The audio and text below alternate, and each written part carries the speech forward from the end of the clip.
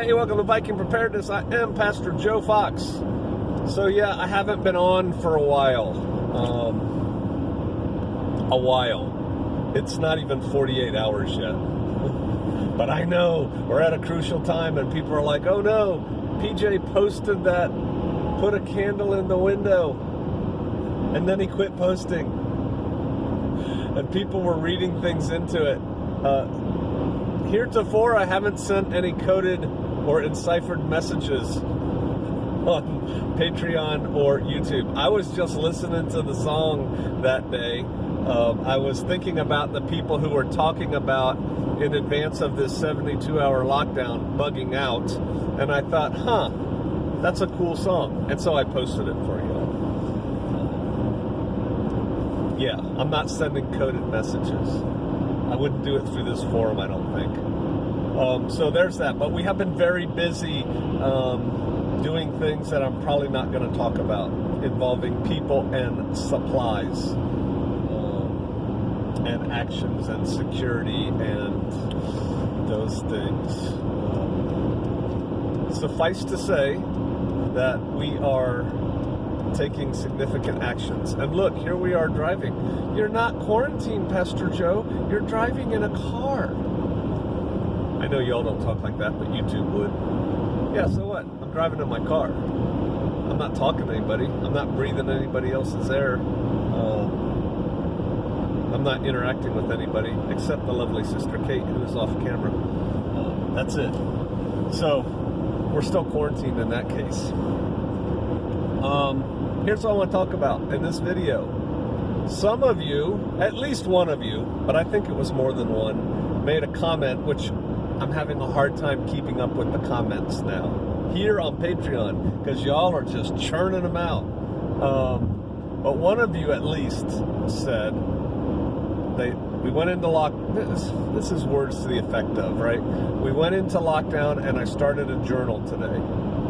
I think journaling is really good at this time. I think however you do it, careful.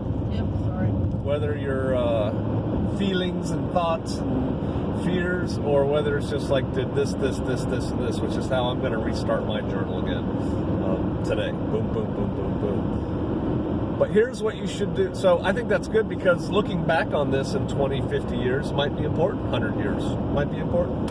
Your great-great-grandchild could make a cool book out of it. That's one. Two, you should start a list. I am going to start a physical list, probably tonight, with Sister Kate. Write down maybe 2 columns on your list. Things we're glad we had taken care of. Things we're happy we had done ahead of time. I'll just give you off the top of my head one. I'm really glad I have multiple ways of producing water. I'm really glad we live off-grid, right? Because nothing in the sphere will affect us if it goes down. So that's a checkpoint. But also, what are your lessons learned on the negative side? I wish I had done this. I didn't have enough of this.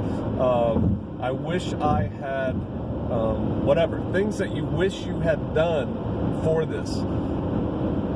You can even add into that things you last minute scrambled to take care of. Updated my will, whatever. Write them all down so that, let's just say there's a miraculous recovery, this malaria medicine works, and a month and a half from now, no one's even talking about coronavirus anymore. It's like, dodged the bullet on that one. And then everyone will be saying, see, I told you it was nothing. Don't worry about it, yada, yada, right? Picture that. I don't want you to forget the lessons you've learned during this, the things that are like, man, because here's the reality. It's a big, scary world out there, and stuff is going to keep coming.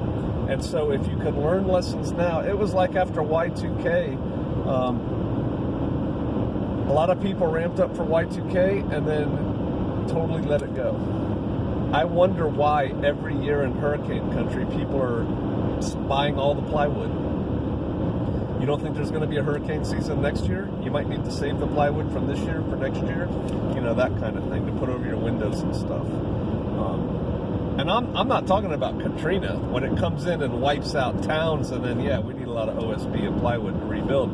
I'm talking about every year during tornado season, they show pictures of people in line. It's like the easy story to do at Lowe's or Home Depot or something, and they can't get any plywood to put up on their house in advance of hurricanes. Same thing with toilet paper.